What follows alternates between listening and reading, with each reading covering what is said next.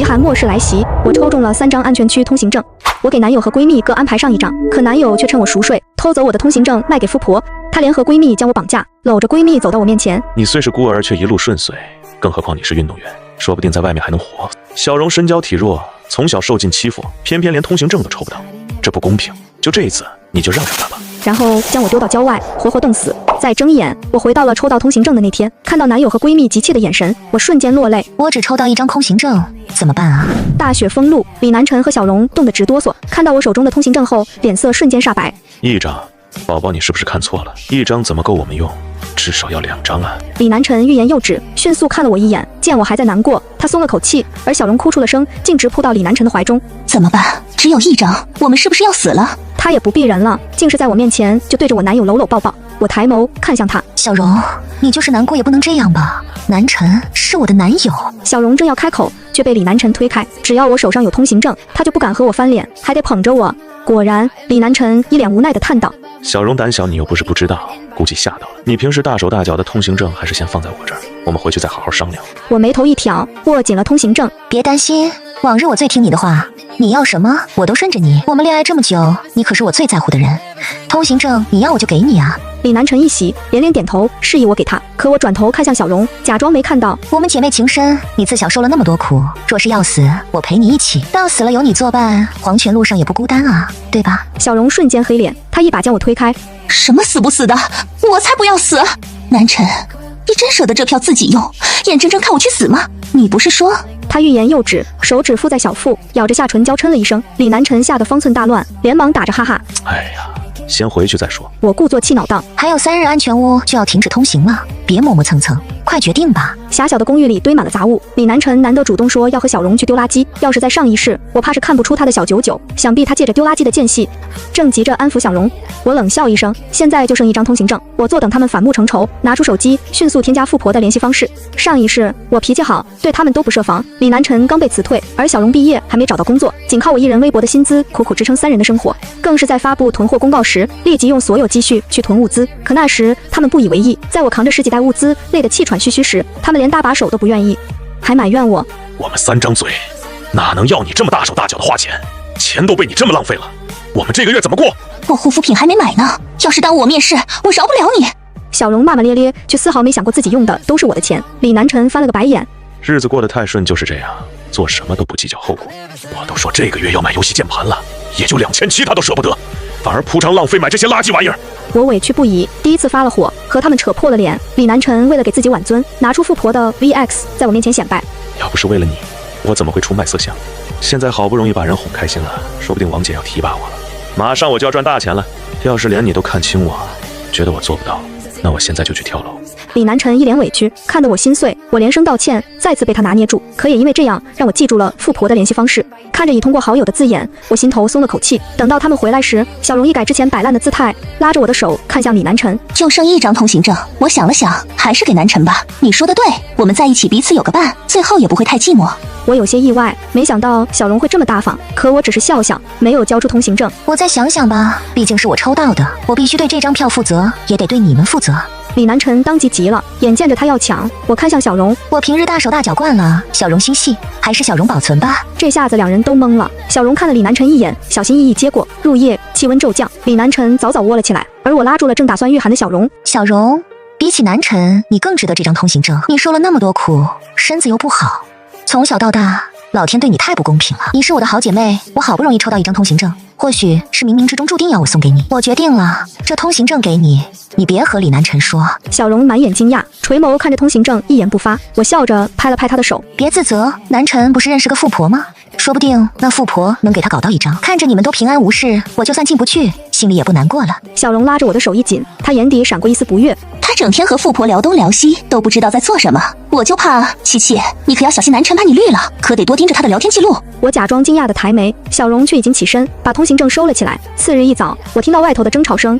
你抢我的通行证干嘛？不是你说要把通行证让给我吗？怎么我拿到手了你就变脸了？别以为我不知道你要干嘛，你整天抱着那部破手机，不就是想和富婆双宿双飞吗？李南辰，我可不是七七，等你绿到头上都不知道。啪嗒一声，李南辰一巴掌狠狠打在小荣的脸上，我连忙推开门问道：这是怎么了？干嘛打起来？李南辰脸色发黑，他阴沉地看了我一眼，甩袖而去。小荣捂着脸，哭得不行，攥紧了通行证，撇着嘴不说话。我安慰了几句，才去找李南辰。书房里，他不耐烦地看了我一眼，我轻叹一声，唉，没想到昨天他会哭着求我，我一下子就心软了。不然这通行证我是打算给你的。李南辰一怔，眼底的阴郁散去，抱紧了我。我就知道宝宝有好东西一定会记得我，现在东西被他捏在手里，不行，我得和他要回来。等到我在回客厅时，两人扭打在一起，我连忙制止。没想到一张通行证就弄得你们反目成仇。算了，选来选去都是对另一个人的伤害，还是抽签吧。通行证我会藏起来，最后一天再告诉你们位置，免得再起内讧。李南辰还想说什么，看到我的眼神后瞬间点头，而我的手轻轻拂过小荣的手背，他也没再执拗。果不其然，两人前后脚都找到我，暗示我把通行证拿出来。我笑着耸肩，别怕，说好了我就一定给，你还不信我吗？次日，我借着囤物资的借口出门。姐，这是您要的通行证。他们争夺1天的通行证被王姐买下，她感激地拍了拍我的后背，匆忙离去。而我看着3000万到账，笑出了声。人人疯狂储备口粮，却不知安全屋最不缺的就是粮食，反而是现在暴跌的黄金成了地下最珍贵的物资。我叩响金店的门，老板表情恹恹，买金子，都世界末日了，还买什么金子？难道你也没抽到安全屋的资格吗？老板自嘲一笑，这些你要就都带走吧。我垂头看着5箱金条，想了想，还是赚了钱。老板还未察觉，起身拿出自己珍藏的压缩饼干，给你，我囤了不少，至少在冻死之前不会饿着。你家3口人，凭你1人的工资，怕是熬不下去。这个你就别分给他们了，这些年都是你在付出，到最后也多考虑考虑自己吧。他摆了摆手，我眼眶泛酸，踟蹰片刻后才离去。开着新购置的车回到家中，李南辰和小荣立即迎了上来。上一世缠缠绵绵的两人，现在就为了一张通行证，看对方不顺眼，一个两个在我面前眼巴巴的奉承。我又故意挤开另一个人，小荣败下阵来，跌坐在地，狠狠地剜了李南辰一眼。为了一张通行证，你就这么对我？南辰，当初不是你说要把机会让给我吗？李南辰威胁地看了他一眼，胡言乱语，我和你又不熟，我对我宝宝好怎么了？小荣呼吸一滞，气得狠狠砸地。可他也知道不光彩，要是指证李南辰出轨，自己也摘不干净。我假装什么都不知道，扶起小荣。转眼间就到最后一天了，专家预测温度会极快下降，到时候外边会和珠峰一样冷，温度还会一直降，冻掉你的鼻子、手指、脚趾，一点点折磨你，让你完全没有求生意志，直到被冻死。唉，没走的人该怎么办？冻死的滋味可不好受啊！我直勾勾盯着李南辰颤抖的双眼，回想自己上一世的悲惨，我恨不得他亲历一次。李南辰咽了咽口水，虚情假意地安慰了我一番，却连开口说把通行证让给我都不愿意。就算知道他们的薄凉，我也难免有些失望。夜里，我的手机突然不停震动，他们异曲同工，在我面前发信息诋毁对方。我统统截图，选择了定时发送。转眼就到了通行那日，两人早早找到我，和我要通行证。我不紧不慢，拿出2张位置截然相反的纸条给他们。等到他们离开后，立即开车前往检票口。安全屋20点就停止进入，现在已经17点了。我又排了2小时，眼见着即将进入检票口，突然听到了熟悉的声音：他就在那儿！我去，他居然给我们做局！李南辰气急败坏地朝我跑来，而小荣跟在他身后，恶狠狠地盯着我：快抓住他！他偷走了我们的通行证，小心你们的也被他偷了！小荣叫嚷着，众人的视线瞬间朝我看来。我不怕他空口造谣，只需要我提供当初的记录就可以证明我是清白的。可排队时间紧迫，不知谁故意把我被推倒在地，李南辰一把拽过我的围巾，把我拖了出去。我连忙转头，可看到再也挤不进去的队伍，莫名松了一口气。李南辰丝毫没有想到他们已经赶不上了，狠狠抽了我一巴掌。你居然敢背叛我，还不赶紧把通行证给我，不然我现在就把你剁了！我呼吸一滞，抬手防御，忽然看到远处正朝我们走来的身影，我瞬间冷静下来，抬眸对上李南辰着急的双眸。我耸了耸肩，算我怕你了，可我就只有1张，给了你小荣怎么办？他一怔，连小荣也下意识看了他一眼，四下顿时一片寂静。李南辰沉默着，迟迟没有开口。一阵急促的提示音响起，我垂眸掩去眼底的戏谑。昨晚上他们可是不遗余力的互相抹黑对方，那些聊天记录我留着都嫌脏。我倒是好奇，同一阵营的两人看到隔空对骂的信息会是什么样的反应。李南辰冷冷看我，同小荣对视一眼后摇了摇头。他又要挑拨离间了，你信我还是信他？你千万别相信他发的东西，也别看了，肯定是 P 图。小荣嘴角扯了扯，朝他点头。对，肯定是假的，你不看我也不看。等会儿我们都删了，千万别点开看。李南辰完全响应。我看着心怀鬼胎的两人，心中冷笑。小荣扫了我一眼，突然冲上前朝我肚子猛踹了一脚。我痛得倒抽气，顿时趴在地上，气喘吁吁，一副要死不死的模样。时间1分1秒过去，我不难受也不急，可李南辰他们急得不行。赶紧的，还有半小时，把通行证给我。我呜呜了一声，眼见着李南辰要搜身，小荣却挡住了他的手。我来就好，毕竟你说了，这通行证是要给我的。小荣笑眯眯说完，扭头瞥了我一眼。七七不知道吧？其实南辰早就和我好了。刚刚我们一起过来的时候，他就说会把通行证让给我了。你这个无能的女人，连自己的男人被我撬了都不知道，还以为能把我耍得团团转呢。他拍了拍我的脸颊，却没看到李南辰晦暗不明的双眸。我噗呲一笑，和小荣四目相对。是吗？不一定吧。我抬手，吓得小荣连忙往后一躲，可他不知道我是在和他身后的男人打招呼。方才巡视的警卫察觉到异常，立即朝我们走来。李南辰有些紧张，他是个小偷，专门偷通行证的。我的通行证就是被他偷了，时间紧迫，我们必须现在把他的通行证搜查出来。小荣看了李南辰一眼，朝警卫又补充道：通行证是他转赠给我的，其实该说是我的才对。李南辰眉头一紧，迅速瞥了小荣一眼，两人心思各异。虽然他们知道自己被我耍了，难得同仇敌忾起来，可小荣这些天挨的巴掌不是虚的，李南辰被他戳心，窝羞辱也不是假的。方才发誓都不看信息，就印证了对对方的不信任，他们之间已经回不去了。我拭去嘴角的血迹，对警卫道：我有证据证明通行证是我的。迅速翻出当初抽取通行证的界面，警卫查看完后朝我点点头：是没错，这通行证上的编码和你的一样，没想到你运气这么好，居然抽到了3张。我眉头一挑，眼睛扫过那两人，警卫不过羡慕地提了一嘴，却让那两人急红了眼。怎么回事？3张，这么多？七七，你不是说你只有1张吗？怎么还有2？你……李南辰立即朝我围过来，一改方才兴师问罪的嘴脸，谄媚地朝我一笑：好宝宝，有3张干嘛不说？我们一人1张刚刚好，我们都急疯了。你要是早些说，我们用得着吵架吗？你说你这事儿闹的，赶紧把票给我吧。小荣也凑到我跟前：七七，我们是好姐妹，你不会见死不救吧？我知道了，你就是和我们开玩笑是吧？故意等到现在才给我们一个惊喜是吧？他讪笑几声，紧张的额头冒汗。我站起身，迅速和他们隔开距离。好姐妹，刚刚不是你亲口和我说你绿了我，现在和我说你是我好姐妹，你们可真让我恶心，这就变了一副嘴脸了。小荣慌了神，眼眶一红，撇着嘴看了李南辰一眼，可他没理会小荣。李南辰没有半点心虚，眉眼弯弯看我。哎呦，你知道小荣的，他这么说是故意气你的。我们之间清清白白，我怎么可能背叛你？滴水之恩，涌泉相报。你对我们那么好，我们怎么可能辜负你？其实我们刚刚也没想要对你做什么，要不是被你戏弄，我们也不会这么生气。就算是只有1张通行证，我们顶多是揶揄你几句，最后还是会把通行证让给你的。好了好了，现在打开天窗说亮话，说开了就好了，还是别耽误时间了，赶紧的把通行证给我们发一发吧。李南辰难掩心焦，眼巴巴地看我，我突然哎呀了一声。可我为了养你们，通行证拿去换钱了，还有1张丢了，我真的只剩下1张。不是开玩笑啊！李南辰原是讨好的脸瞬间冷了下来，他攥紧我的脖子，气急败坏。住手！那人快步而来，拎包砸在李南辰的脸上。他还没来及骂人，看到他的脸时，瞬间一愣。王姐，李南辰语气谄媚：您怎么来这儿了？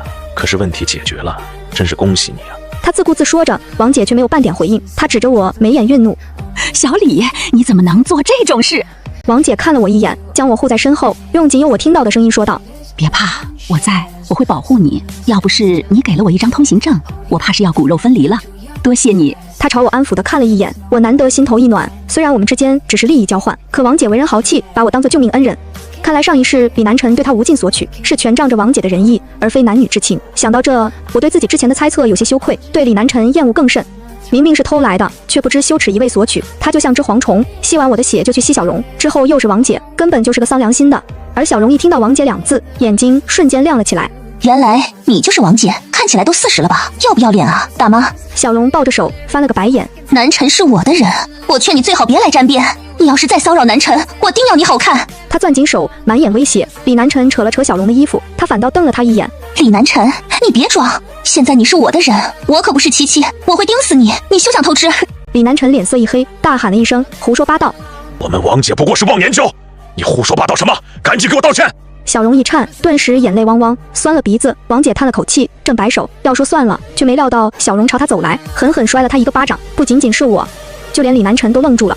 蠢货，你知道王姐是什么身份吗？你居然敢打她！你这个疯子，你简直是不要命了！李南辰抓着头发，难以置信地看了小荣好几眼。在联系王姐把通行证没给他时，我私下调查了王姐的身份，她身份显赫。家族是唐国延续几千年的商业世家，任谁都得高看一眼。可王家家大业大，人口众多，就算有内部通行证，也无法覆盖家族所有人。要不是因为这次全球大降温，我们根本没机会接触到他。我连忙上前将王姐护住，扫过小荣不知死活的脸。小荣眉头皱了皱，又翻了个白眼。哇哦，你说他这么厉害，怎么还会在这里和我们平民一起排队？李南辰，你要骗人，也不能这么羞辱我的智商吧？他看向捂着脸愣在原地的王姐，突然伸手拽住她的头发。我今天打你就是要你长长记性，你要是再敢招惹我的男人，我要你吃不了兜着走。王姐惨叫连连，我心头一紧，又不敢用力把王姐拉回来。小荣攥着她的头发，下足了力气，一副不死不休的模样，看着她通红的脸。我立即看向震惊到说不出话的李南辰，你还不赶紧阻止他？李南辰这才回过神，连忙跑去把小荣拦腰抱起。期间，小荣气得猛捶李南辰，他忍无可忍，径直把小荣往地上摔。一瞬间，我听到一声清脆的动静，小荣抱着大腿，瞪大了眼睛，惨叫连连。他的腿……李南辰脸色煞白，脱口而出道：“你活该，你活该！要不是你发疯，我也不会摔你。反正通行证你是没有了，你就等死吧！”小荣痛到血色褪去，完全听不进李南辰的话。他痛苦地在地上辗转反侧，哭着求我们把他送医。可是全球大降温，医疗资源紧缺，现在全都转移到了安全屋里。他的腿断了，几乎是等死了。没多久，小荣就因为疼痛昏死过去。王姐冷冷瞥过小荣一眼，被我扶着站起来。李南辰见状，立即凑了过来。王姐，我刚刚对他动手也是情不得已，我的通行证被七七藏起来了，我这不着急吗？唉。这蠢货还借口说要养我们把通行证卖了，这不扯吗？也不知道是谁骗走了我的通行证，这人不得好死！段子绝嗣。他骂骂咧咧，却没看到王姐阴沉的脸。刚刚因为李南辰被小荣羞辱，现在又被他当着面咒骂。王姐抵着额头，顿时有些无奈。你的？我冷笑一声，通行证是我抽到的，我怎么支配你都管不着。与其救你这个烂人，我还不如把通行证给需要的人。李南辰嗤笑一声，开口又要骂，王姐当即打断了他的咒骂。通行证是我买的。李南辰嘴边的话连忙咽下，瞬间瞪大了眼，错愕地朝我看来。原来是王姐啊！李南辰结结巴巴，恨不得钻地上去。王姐大人不计小人过，我胡说的。要是知道七七是把通行证卖给了你，我一定不会说别的。他挠了挠头，满脸谄媚。真是恭喜王姐如愿以偿，时间紧，这队伍可难排了。王姐要不先去排队？李南辰试图支开王姐，可她冷笑一声，搂住我的手。是要去排队了，七七和我一起吧，免得又被人欺负。我有些意外，心中满是感激。李南辰脸色僵硬，轻咳了一声，朝我摇了摇头。他还以为我是以前那个乖巧听话的傻子，看我装作没看见，李南辰急得喊住我：“够了，你别闹了好不好？你说你卖了1张，那你肯定还有2张，赶紧把通行证给我！我们现在抓紧时间去排队，我可不想冻死在这里。”我懒得理会李南辰的纠缠，他心浮气躁，扯住我的衣服，一下子不给我走了。好啊，不给我就和你耗！马上就到20点了，你再跟我任性啊！王姐看了他一眼，俯身和我咬耳朵，说完朝我眨了眨眼，便松开我的手离开了。李南辰以为自己得逞，眼睛满是得意之色。你看王姐都放弃你了，你还不速速放弃抵抗？七七，你平时不是这样的，怎么今日竟和小荣学坏了？你之前可是说了要把通行证给我，你不能出尔反尔。现在还有10分钟，快点！我却摇了摇头。李南辰，我这样也是你逼的，你们都在装，那我也装。没想到你真的以为我是傻子。不知道你们眉来眼去，这些年我对你们是掏心窝子的好。你没工作，我没逼你去找；小荣没钱，我就要他和我一起住。你们为什么要背叛我，私底下搞在一起呢？如果我说我有3张通行证，你为了你们能光明正大在一起，怕是不会把我顾虑在内吧？到那时候，卖通行证给王姐的人就是你了吧？我也是人啊，我生平也没做过什么坏事，为什么你和他要这么对我？我下意识摇了摇头，满眼失望。李南辰一怔，收敛了方才的得意，他想要狡辩，我却堵住了他的话头。是不是我太乖了？你们都觉得我好欺负？是啊，我是有3张通行证，可我宁可卖了丢了，也不想送给你们。时间到了，通行证作废，你所有机会都没了，明白吗？李南辰就这么直勾勾地盯着我，攥紧的手松开，又握起来，也不知在想什么。不过现在通行证失效了，李南辰没了方才的咄咄逼人，到最后啥也没有，还是得死。他深吸了一口气，径直坐在地上，垂头丧气。旁边小荣倒在地上，不知死活，腿上鼓鼓流着血。李南辰一怔，突然捂着脸，哈哈大笑起来。七七，你挺厉害的。这几天要不是你搅浑水，我估计还会心疼小荣。可现在我看到小荣，却觉得他活该。我讨厌他的任性自私，恨不得他去死。你赢了，你要我恶心他成功了，可是用你的性命换回这场博弈的胜利，值得吗？要是你把2张通行证拿出来，至少我们都能活，也是共赢啊。你这么做不值得啊！李南辰语气低沉，眼神满是抱怨，而我双手插兜，值得。看到你们难受，我就足够了。李南辰笑不出了，瞪了我一眼，他拍了拍身上的尘埃，也不理会地上的小荣，看起来有些无奈地对我说道：“回家吧，现在大家都没几天能活了，最后的时间忘了这些仇恨，就当做什么都没发生吧。宝宝，我带你回家。”他朝我伸手，伪装得极其温柔。我拒绝。回家？我不回去啊！不回去你去哪？通行证过期了，你就算要去避难也没机会了，能不能清醒一点？李南辰不耐烦，催促着我和他走。想到上一世我孤零零死在郊外，我瞬间理解李南辰为什么要我陪他。太惨了，那么死去太凄凉了。可那是他，我不用啊。我侧头看他，嘴角一咧。谁说我没机会去避难了？李南辰，你要死别拉我啊！只见数十个保镖包围住我们，我对上李南辰难以置信的双眼。抱歉，我等会儿要坐王姐的顺风车进去了，就不和你接着聊了。你陪陪大哥们活动筋骨吧。是插兜正要走，忽而有人按住了我的肩膀，我正要骂，就在看到那人时瞬间愣住。老板，你怎么现在才来？金店老板气喘吁吁，他搭着我的肩膀，连话都说不清楚。等到他恢复好，李南辰都被打趴在地上求饶了。多谢你的通行证啊，我下午才看到，赶过来还是太晚了，只是没想到你也没进去。他有些尴尬地看了我一眼，我无奈摇头。是我要感谢你，要不是你当初说的话，我也不会想通。我忽略了自己太多年，从没想过爱自己。现在我决定了，我要为了自己而活。老板一怔，拍了拍我的肩膀，他垂头取出自己的通行证，朝我挑眉。走吧，看看还有没有别的法子进去。要是不行，咱就窝在一起互相取暖。要是死了还能作伴。我笑着点头，可那头李南辰看到老板手中的通行证急疯了。你说你通行证不见了，原来是在这个奸夫手里。我说你和我说那么多呢，原来是自己也做了对不起我的事儿。你真不要脸，我等着你下18层地狱。李南辰不管不顾的嘶吼，就算保镖打得他脸上血肉模糊，他还坚持不懈地骂我。我回头看了一眼拉住了要解释的老板，真可怜啊，他都要死了，就随他说吧，反正咱也不会少块肉。这话气得李南辰更加不忿地喘气，可他精疲力尽，最后怎么都干不了，就趴着小荣身边，也是一动不动的等死。等到王姐车来时，我和老板都上了车，一路上老板乐呵地自我介绍，王姐也没嫌他絮叨，笑眯眯地应和了几声，只是看着铁门重重落下，隔绝了地上地下，我们纷纷陷入失落。即将开启大冰冻时期，寸草不生，全都化作冰雪，也不知得过多久，我们才可以离开这里。王姐的眼神惆怅，睫毛泛出晶莹的泪珠。我下意识道：30年，再等30年，我们一定可以离开这里的。王姐一怔，朝我笑着点头。我们一定可以再次回到地面，再次看到春暖花开。这30年是我人生重启的30年，有王姐照拂和老板的倾囊相授，我在地下城几乎是如鱼得水。后来基地为了科研，紧急征集黄金，我和老板对了一眼，心照不宣，捐出了3箱黄金，没多久便得了表彰，在这里横着走。好在我们都不是心浮气躁的人，和谁都是乐呵呵的，没有树敌，极具威望。又过了5年，我们翻出了2箱黄金，开始协助征集民间黄金，科研结果进程飞快。在研制出抵御严寒的衣服后，我们成了第一批重回地面的人类。我才走出没几步，就看到10几年前小龙被冻得没料到李南辰离开了，不知去了何处，但可以肯定的是，他死了。又10年，老板走了，我在地下城开了店，生意红火。王姐时常照顾我地表没能过上的好日子，在这儿反而享受了遍。等到第30年，我已经快55岁了。大冰冻时期过去，地下城总算公布了重返地面的公示，严寒退去，万物复苏，地球像是再次重启，继续周而复始。只是当初在这个地球上生存的人类只剩下4亿人。王姐已经70高龄，我推着她的轮椅，看着她泪流满面。没想到我还有再次重返地面的机会。七七，谢谢你这些年一直陪我、鼓励我。他看了我一眼，拉住我的手。只可惜，我怕是不能看到人类文明再次崛起。我老了，等不到了。我一瞬间泪流满面，说不出话来。时间很快，转瞬间吞噬了一波人，身边的熟人陆陆续续离去。可太阳总会升起，明天又是新的一天。等到我70岁时，人类已经可以在地上定居，生机盎然。我成了备受敬仰的伟人，被重点照顾，每天都有不少人拜访慰问。那一刻，我才通上一世的李南辰共感，原来被尊重竟是如此舒爽的滋味。又1年，少女叩响了我的房门。七七老师，你能再和我讲一遍大冰冻时期前地球是什么样的吗？我莞尔一笑，翻开厚厚的笔记本，对着小女孩点头。当然了，故事要从很久很久以前说起。全文完喽，我们下次再见了。